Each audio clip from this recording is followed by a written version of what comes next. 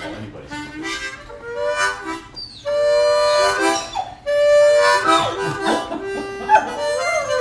I agree, Hank. Recently, I've had a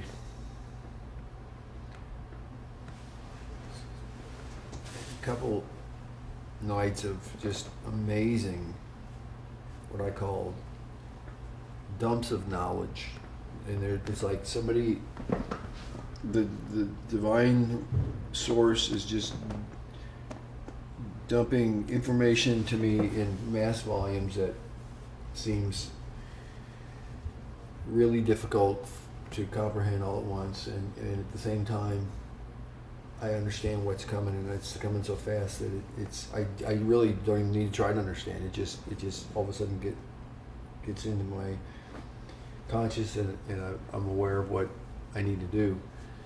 And so for the last 5 years I've spent a lot of time in this chair. 10 years ago I was diagnosed, as you know, with Parkinsonism, and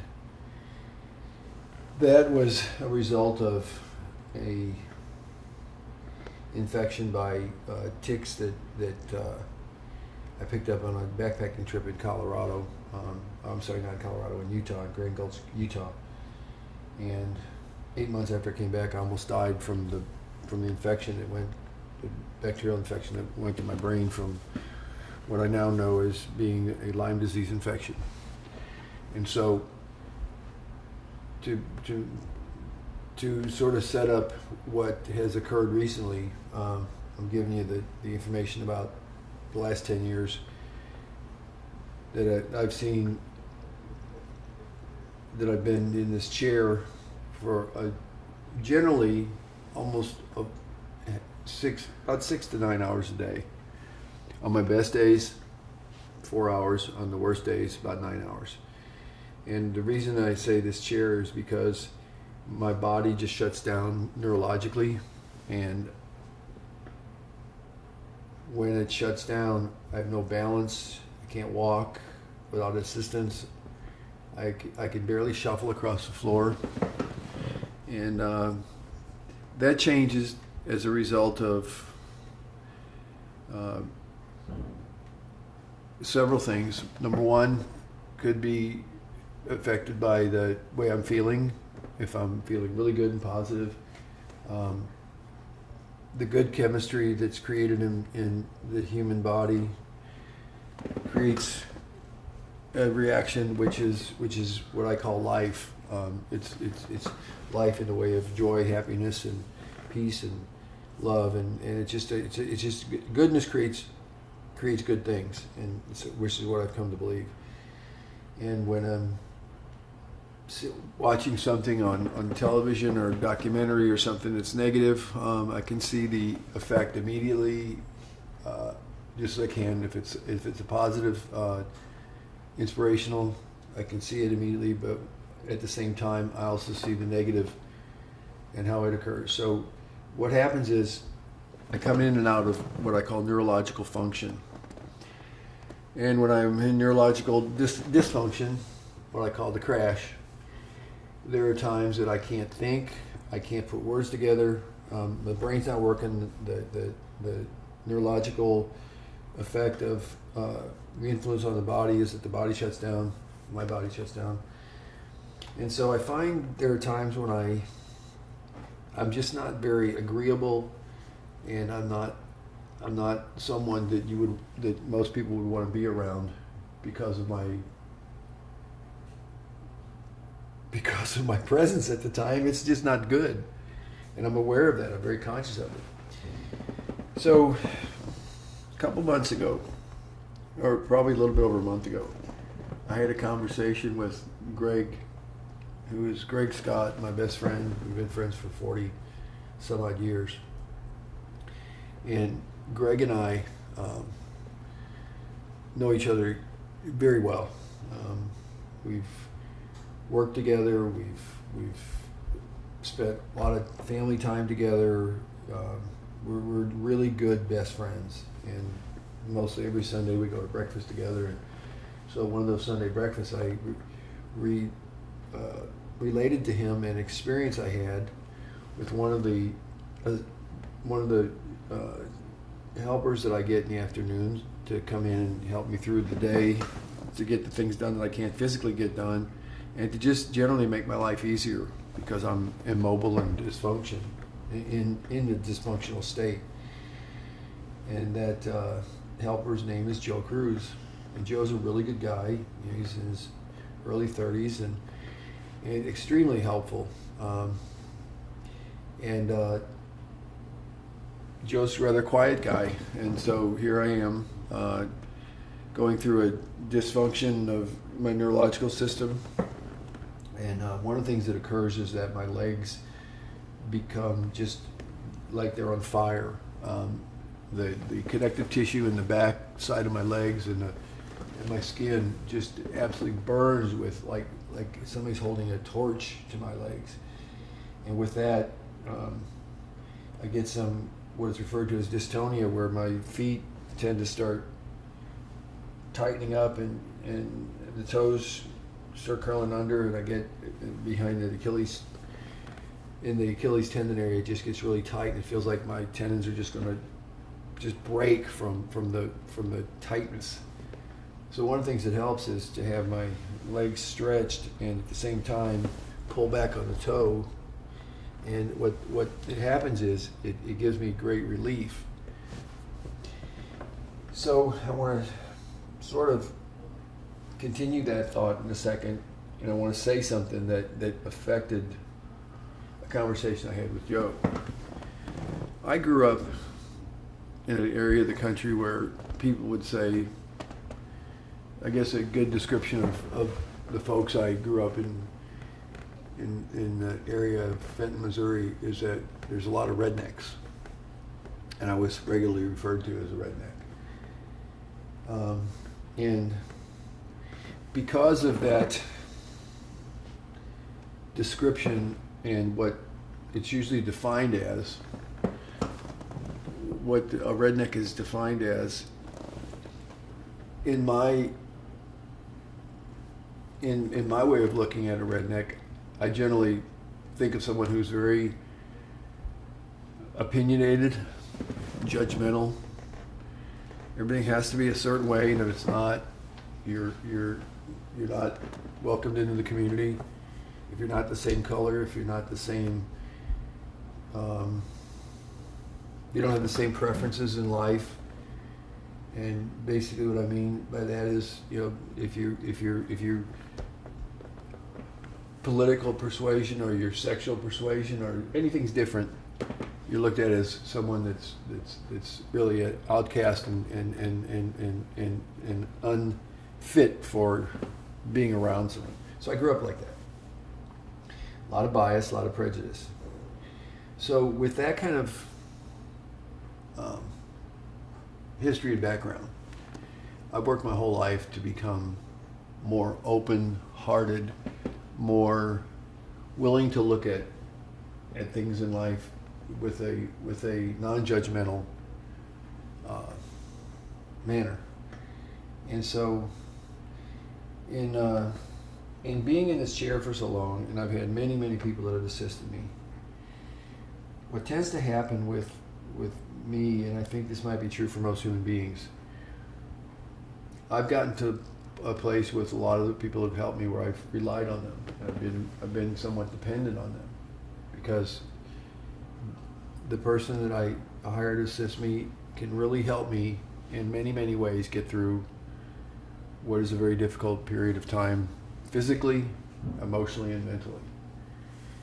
And one of the things that happens is I grow attached to people very quickly because they're doing things that are difficult to do day after day, and do them with a smile. And so what I found was, here I was at a place where I was asking Joe as an assistant to give me some relief with my Achilles tendons, and Joe was doing a really good job with that. And one night I just saw in my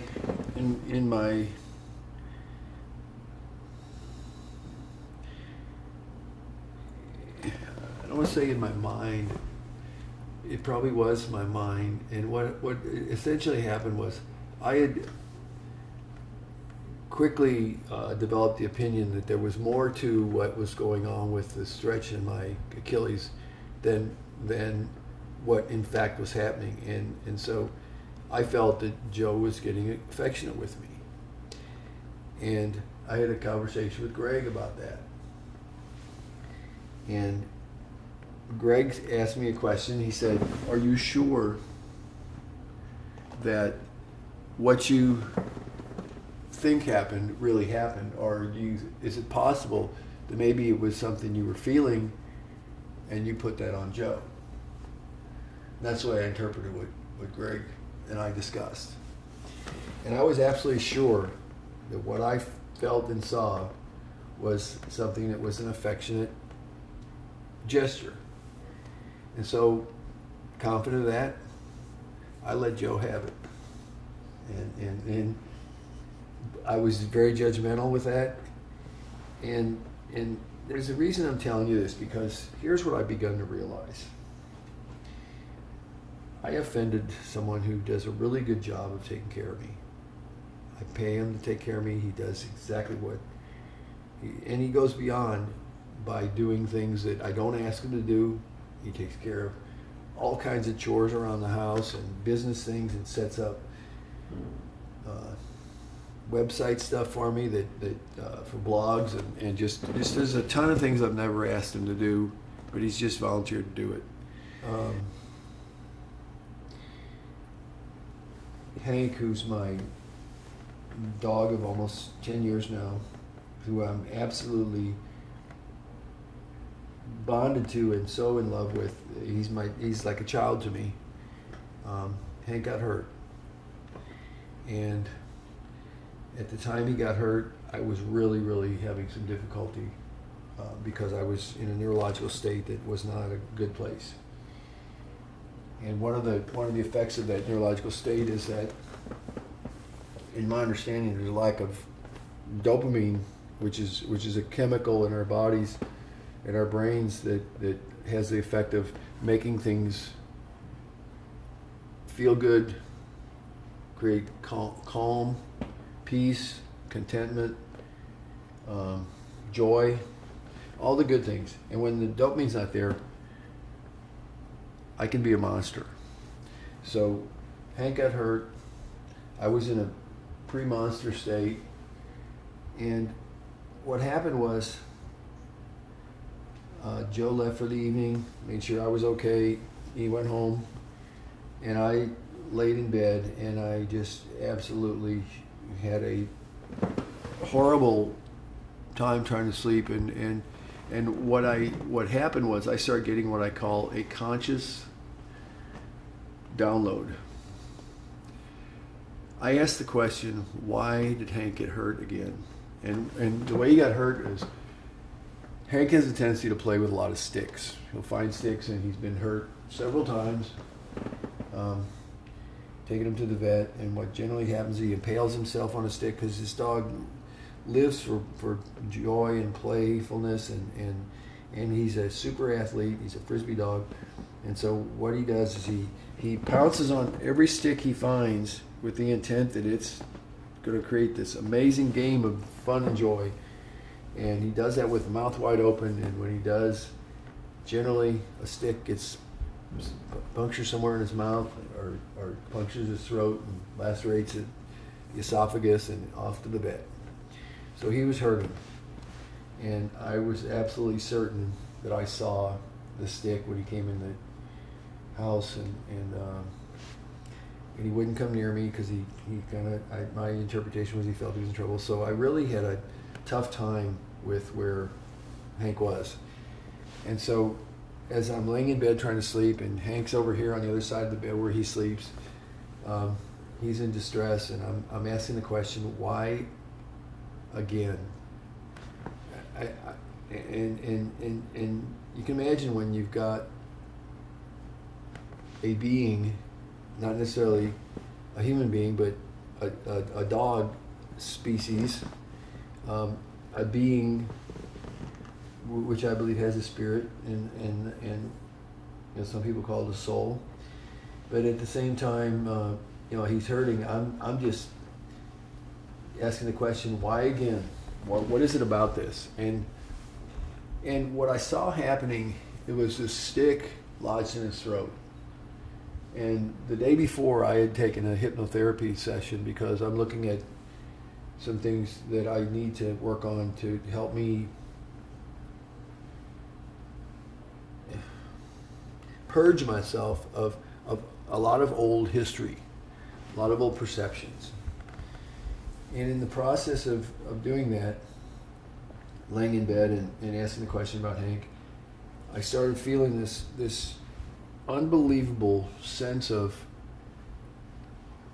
death and movement upward into my throat. And death meaning, when I say that, death of whatever was old and needed to be purged was dying, and it was coming out of my esophagus, and I started to throw up. And I was getting really scared, and the tremors were so deep that it seemed the whole house was just shaking like an earthquake. And so I stayed with the question, what is going on, and why is Hank having the what's the symbolism about his swallowing a stick and then having to come back up or pass through him? And how does that relate to where I am in my spiritual journey?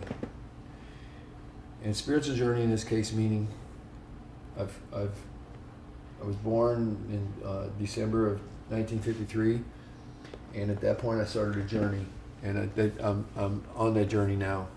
And I believe that we all have a journey that is, we choose to come here, we take on an assignment that we've given ourselves, and we're here to accomplish that assignment. And so in asking the question, all of a sudden I start having this what I call a download of knowledge that starts coming to me, and I see my father. And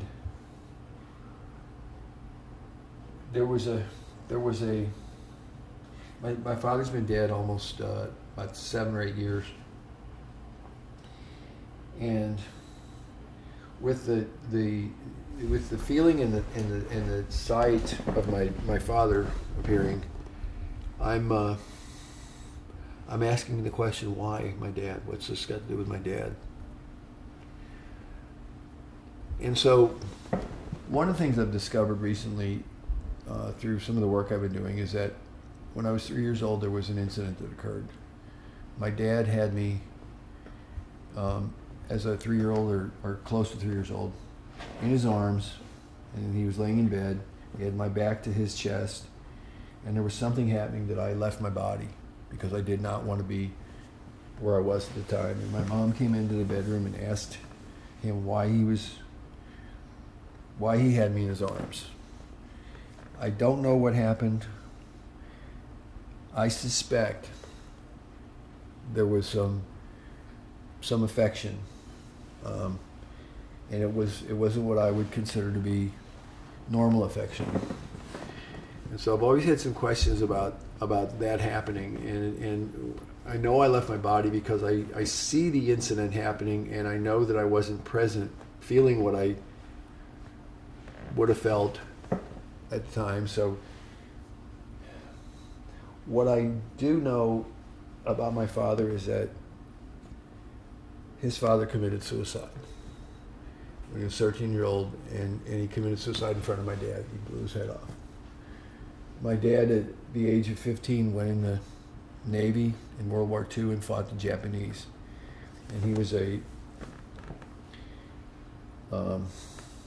co-pilot on a landing craft, which means he had a commanding officer next to him that was the pilot or the chief. My dad was the assistant chief, co-pilot, and he would take the Marines onto the beach in the South Pacific. And the only time my dad ever talked about what he did in the war was when I went out in my late 30s and I asked him about his life. and we had a conversation that I will never forget. And the thing that my dad said to me was, because I asked him, I said, why were you never present in our lives? Why were you never present in my life or my brother's lives? Why'd you never talk to us? He said, Tom, I was in so much pain and I was so angry because everybody that I loved got their head blown off. He said, my father committed suicide, blown his head off. I had just lost my brother, who died another way, but he had lost his hero in his life, went in the military, and he had every guy that he had become friends with on a ship for 6 months. He said, I delivered them to their death, and the way they died was, he said, I dropped the gate and they get their heads blown off. So I remember my dad talking about that. And the reason I'm relating this story is because when this incident happened and I was laying in bed trying to sleep the night, what occurred to me is my dad was in so much pain and probably never knew what love was, probably never knew what affection really was. And so here he is, very young man, in deep, deep, deep hurt, anger, pain, fear, you name it. And probably the only affection he ever felt was when he had me in his arms or my brothers in his arms. And if something happened there that was not a normal affection that caused me to leave my body, what I realized was my dad had done the best that he knew how to do, and what he was looking for was what he considered to be affection. And so what happened in my download of knowledge that I received that 2 nights ago was that for me, when this started with Hank and I asked the question, what needs to come out, what needs to come up, this information came about my father, and what it said to me was I need to forgive him because he really did the best he could. And so I started asking that question, and I'm thinking, okay, so what's going on here? And my grandpa committed suicide. My dad, it's just his whole life. He drank, beyond any humanly possible limit. He just drank himself, to drunkenness constantly, every night. So, in this journey I've been on, I'm always asking the question: what am I here to do? Why am I here?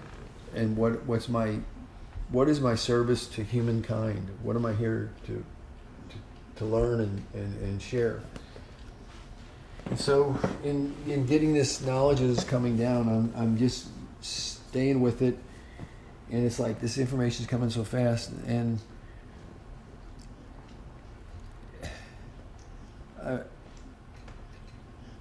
I think you were still here. Were you not? When did I call you? Because I called you to come into the bedroom and because my legs were just burning like crazy. That was 2 nights ago. Okay, so Joe was here, and so as all this is happening, neurologically, my body is it's like everything is just, it's like I'm feeling like I'm being burned on a fire, and I'm shriveling up like a piece of bacon. And so I had asked Joe, because Hank was hurt. I said, please stay until 9 o'clock, because what I want to do is make sure if I have to get him to the vet and I'm incapable, I want to take him to the emergency clinic if he needs it, because it was a pretty good sized chunk of stick he swallowed. So when Joe came into the room, it was when he was leaving. He asked me if there's anything he could do. I said, yes, please push my balls of my feet to my chin, as I hold my legs straight. And I realized at that point that was the reason all this was happening, because I needed to make good on something I said to him and something I insulted him and hurt him. And so Joe was pushing my legs like this. He's pulling my heel toward him, pushing my ball of my foot back to my chin.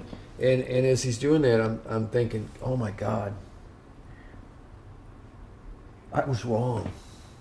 I was wrong what I did a month ago. I was all over him. I busted his chops and said, don't ever do anything like that again. And it was a good demonstration of what happens to someone who thinks everything is thought about in the same manner as you learned growing up, because you were in an environment where nothing was acceptable but this, and this, and there was no veering left or right. There was no openness. There was no open-hearted communication, or there was nothing that allowed for discussion and other possibilities. And so it was at that moment that I realized, when I asked Joe a month ago to do what I'm asking him to do now, it wasn't Joe that was doing what I said he was doing. It was me and my fear about what it means to be a man and how a man should feel if another man's touching him. And if there's any affection, then the other guy's wrong. Because it's not possible for me to feel affection toward a man. That's not a possibility. In our world, every day we hear about crimes and killing and judgment and people bombing others because it's not possible that they can't think the way I think, so they're wrong. And so what happens is, after that happened to me, I knew I had to apologize to Joe, and I did, because it came real clear to me. What came clear was, over the last couple years, I've sat in this chair and been really, really aware of the times when I'm just in silence, what's going on up here. And what happens is, most of the time, I'm hearing things I would never have been open to listening to before. And when I say I'm hearing those things, there's a voice that says things that make sense, that I'm not sure, I wasn't sure at first whose voice it was. And what I've come to know is that's my higher self, that's my higher conscious, that's my God. And so what I've come to believe is that we all have our own my God. And that's what connects all of us to each other, is our God. My God to your God, to your my God, to your my God, to your my God, and to his my God. So we all have this God connection that we're either aware of or aren't aware of. And in varying degrees of awareness between not aware or fully aware. And so what I've begun to realize is, I'm living in a world that I want to see be different than it is. I want to see acceptance. I want to see respect, dignity, love, joy, happiness, abundance for all. And I feel like I've come to know that can happen for all of us. And we have to make changes in order for that to be manifest. So, as I'm seeing this awareness developing in me, which 2 nights ago said that the awareness that I received was, there are judgments made every day, all the time, because we're working on information that's not real. We're working on what some people might say are figments of our imagination, or based on the current data the programming that we grew up with, the data that we have upstairs, and so it just came real clear to me that part of what I am to do is to have a discussion, a conversation with other human beings about what I'm seeing change in me. Because if a redneck from south of St. Louis, Missouri, out in the foothills of the Ozarks could become conscious and understand the things that I've begun to understand, because I've, in the silence that I've had in years now sitting in this chair, I've become aware of a voice that has phenomenal messages that serve me and can serve others. So last night, yesterday I took Hank, Joe came over early in the morning because I knew with the difficulty with Hank, I was going to probably not be at my best, so I asked him to come earlier and assist me for the day. And we went to the emergency clinic.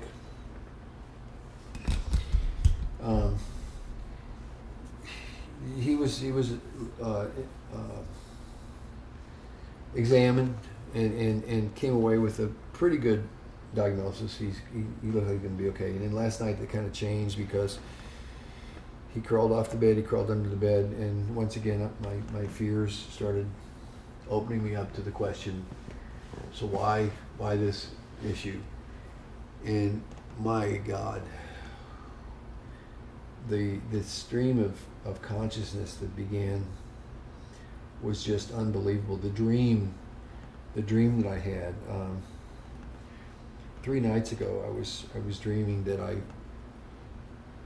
it's amazing, because now the dreams I have, I fly in my dreams, and I was an angel, and I've been flying for the last 3-4 years, and I when I see myself flying, I feel myself moving. I see, I usually fly between 30 and 50 feet above. Sometimes I go a couple hundred feet above the earth. And I picked up a woman who was really dying, and I found her husband and son, and I brought her down to where they were hiking in the woods, and I handed her to the guy, and I said, you need to really pay attention to your relationship with your wife, because she's dying, and she's shriveling up, and she needs your love. And he assured me he would take care of that, and off I went to do another rescue, and it was amazing. So last night the dream was just 2 nights in a row. Hank's been in my dreams, and I very seldom see him in the dreams. And the dreams I have are very scary, and at the same time, I never have a negative result in a dream. It's always, I come out in safety, and I escape the harm. And a lot of the dreams are very violent, a lot of violent floods, a lot of threats by military forces, a lot of very threatening dreams. And so that was part of last night's, what I call a download again. And part of what precipitated the dream last night was because one of the things I was aware of when I went to bed is the business I started 25 years ago is at a place where we really need to grow it, and it's getting a little bit at that place where it's I can't go back and lead the business. Mike, who runs the business for me, is doing a great job, and we need to really increase the amount of business. And so I was looking at some numbers yesterday, and so I kind of went to the negative, which is not it always produces craziness for me, because I'm looking at it going, wow, there's not enough money, and what do we do? And of course there's enough money. There's always enough money. Yet that attitude opened up again a stream of knowledge that came as a result of some questions. What am I going to do? How do I handle this? And of course, Hank being in somewhat in pain last night, I started to focus on, well, why is this happening, and why is that happening, and what's the meaning here? What am I missing? How do I take care of this? And so even though I know that I just need to surrender, that all is going to be fine, I start getting this download of information that talks about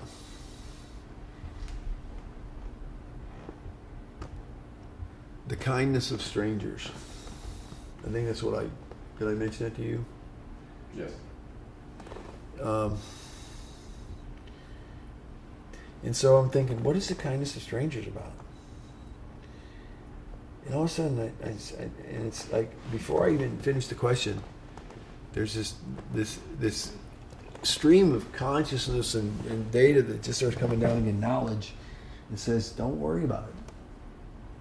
What needs to happen is this idea that you've had with the blog. You can write a book. You can do.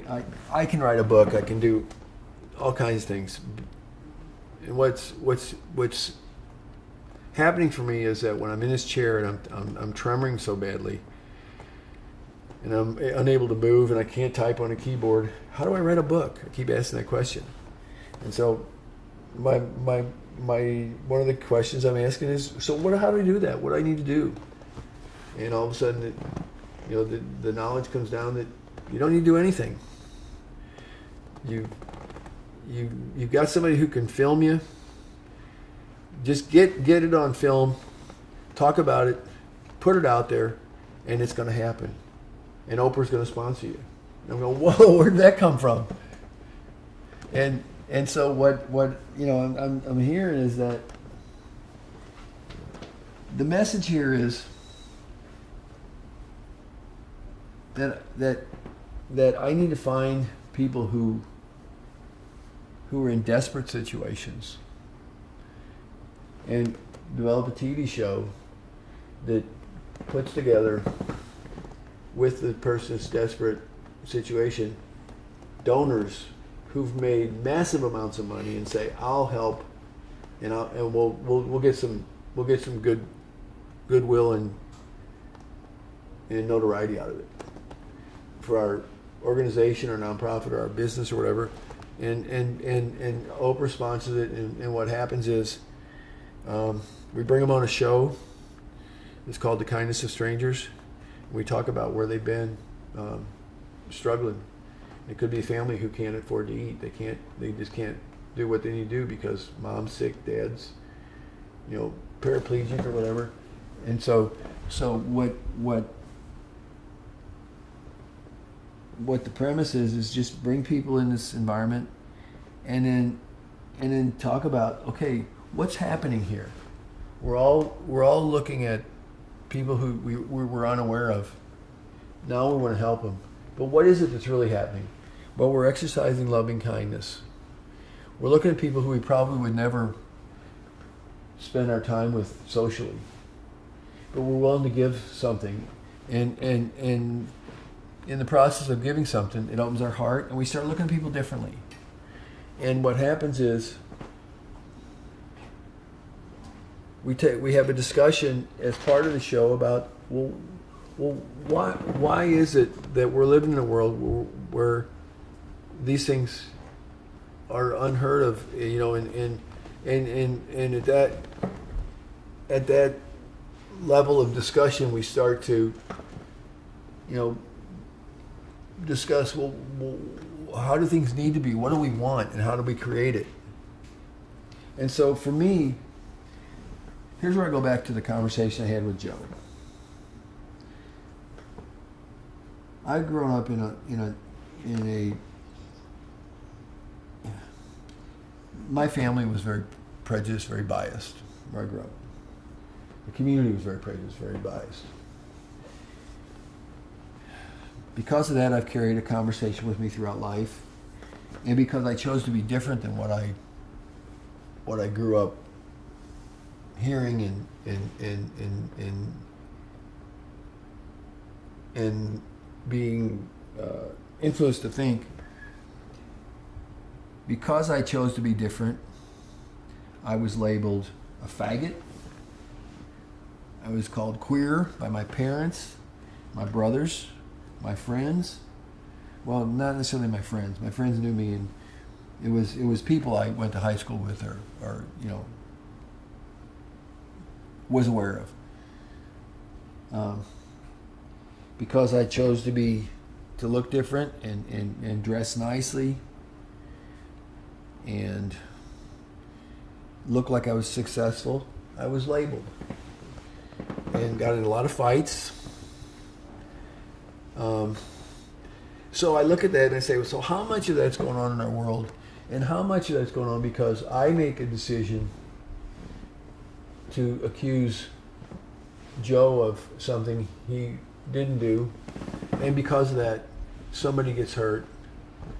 And had we not had a discussion, I'm not sure, where I'd be with the necessity I have, which is to have somebody that comes in and assess me. Because if I insult him enough, he may not be here. And that's the worst that could happen here, unless he really gets hurt and he does something, or I get really angry and do something to him. But nonetheless, we're living in a world where we see things escalate because of perceived judgments that are perceived to be real. And so we see it all over our government, we see it all over our society, we see it happening in so many places. And so what I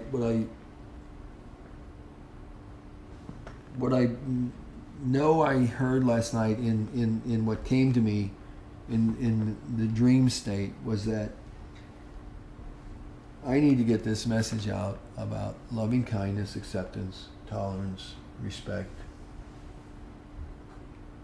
and being okay with who we are. Doesn't matter, because we're all human beings. We all have the same. There are so many people who think the way I've recognized. I still think, even though I'm a conscious individual, I feel proud of myself because I've become conscious. I still have a lot of what I call egotistical, judgmental, unconscious thoughts. So how much of that's happening in our world, and how could our world be different if we have conversations about it? One of the things that happened when I had the conversation with Joe the other night, I asked him if he was okay staying for a half an hour and we could just talk about it, because I wanted to let him know where I was wrong, and I wanted to open up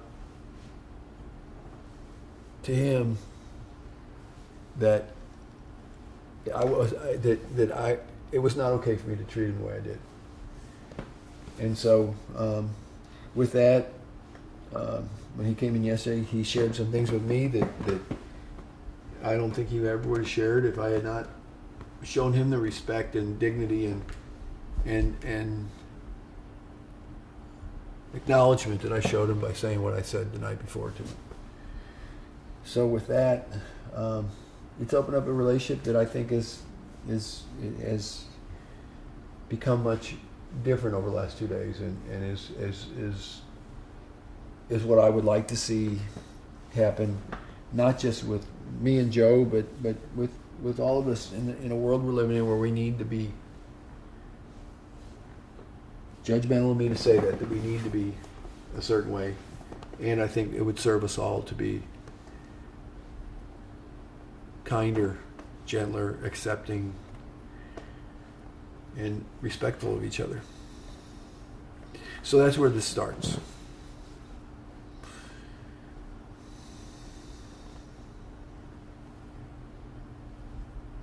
You to start recording now?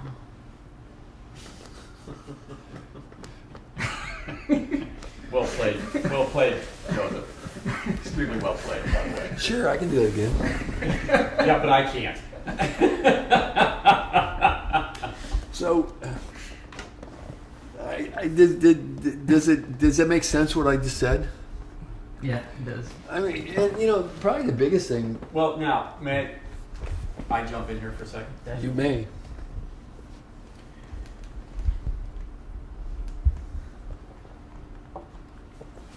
I've known you for, 40 years? Yep. I've never known you to be intolerant.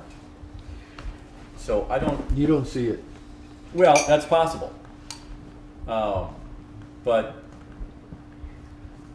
I have watched you over 40 years in several different cities, and I don't care where we've ever gone.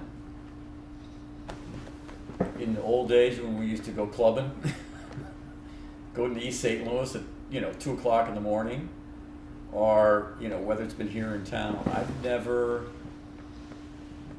known anybody who could walk into any place and you always knew someone and someone always knew you. And it didn't make any difference what color they were. It didn't make any difference what their sexual orientation was. They always knew Tom. So while That's my public. this may okay, That's my public. but that's okay, because while it might have been public, you still had to have felt it. Now, it's nice if recently you've internalized that to the fact that it's actually become part of you instead of, see, I don't think it was an act. Well, I think you always had that my- tolerance in you. You might have fought it, Well, but I've known you, Tom. Just let me finish. I've been your friend for a long, long time. We've been through wives together, girlfriends, jobs, tragedies. You've always been tolerant. And whether you truly felt it or not, I'm not even sure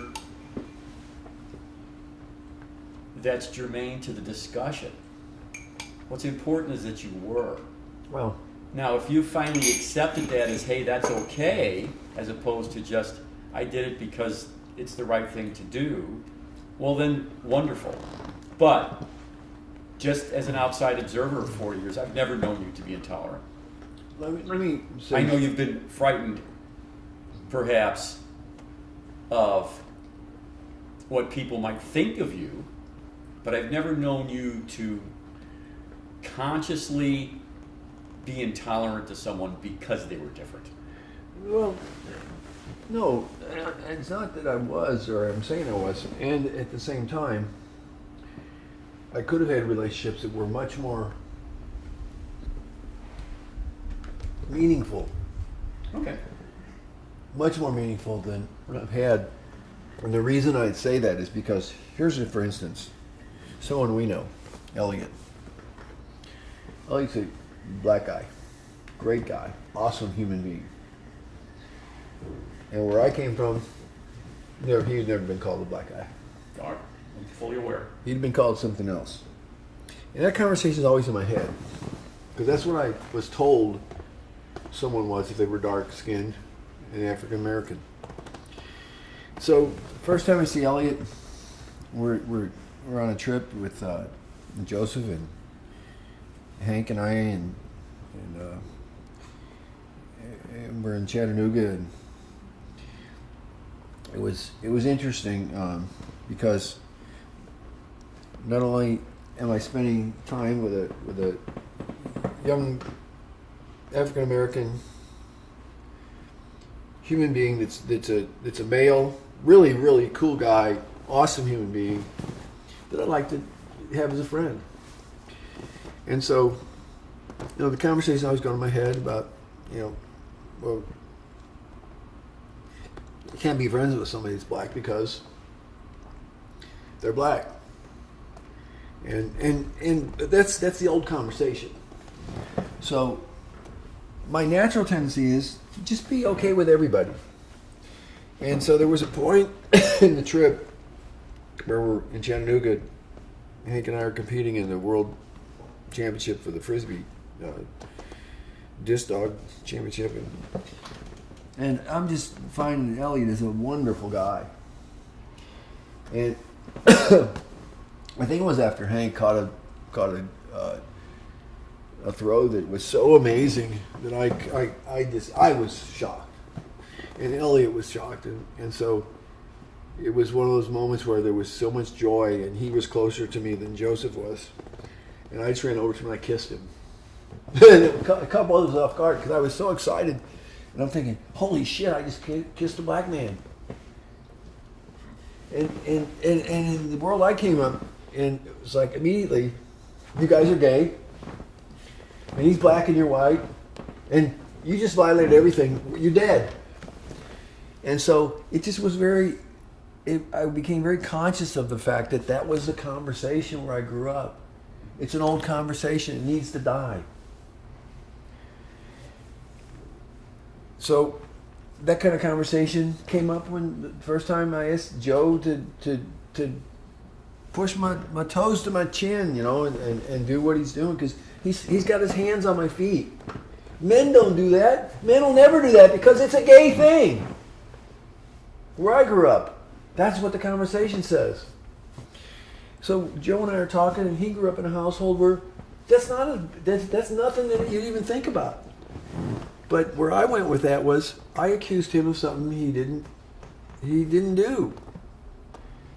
So that's where I go back to the question, how many of these things happen in our world that we're so sure that I'm right and you're guilty of whatever. I'm right, you're guilty. I'm right, you're guilty. I'm right, you're guilty, you're guilty, you're guilty. And I'm always right, and it creates this. Can I change the word? It's not I'm right.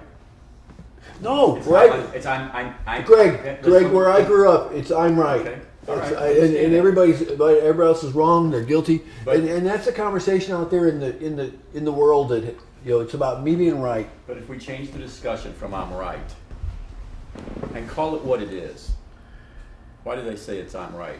It's because it's not I'm right. It's I'm uncomfortable. So you're wrong.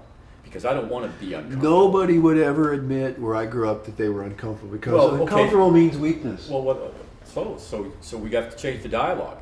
Do you think they're going to say, "Well, I'm wrong"? You know what? You know why I'm having this conversation? Because I want to change the dialogue. That's the whole reason. Then change it to what the truth is, Tom. I'm uncomfortable. I'm not saying. No, I'm saying that's what they're telling. That's what the old story is. I'm right, and that's what I'm saying needs to change.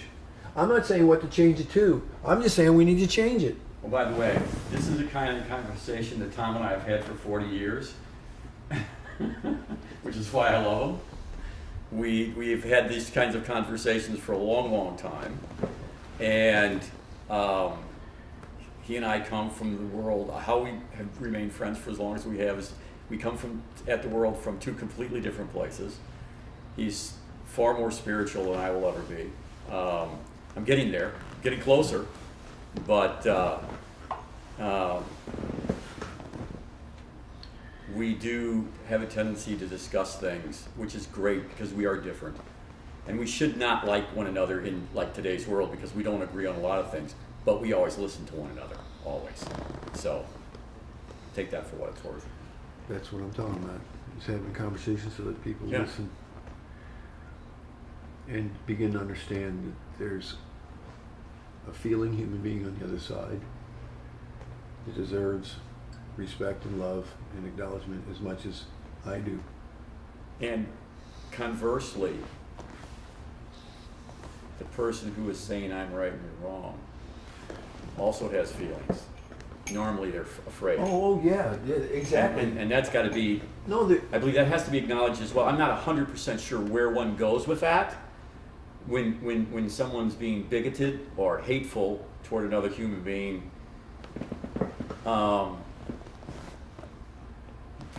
and can you empathize with that individual because they grew up in a atmosphere of bigotry, hatred, and fear? So how do I, as the listener to them, how do I process that as well? It's a tough situation, but I like what you're doing, and I think it needs to continue. you know, right now what I'm concerned about is having the conversation that I think needs to be had to foster peace, love, and joy in this world.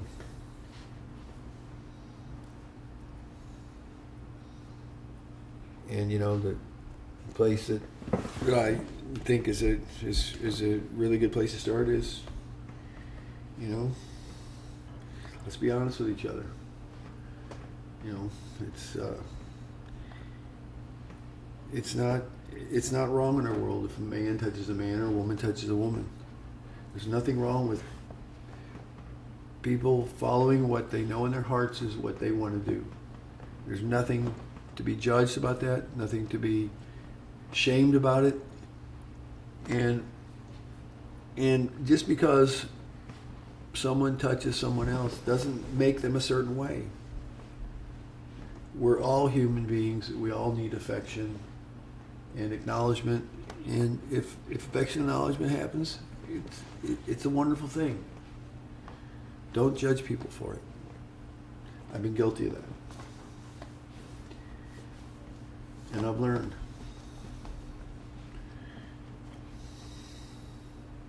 So again, if this redneck can change, anybody can change.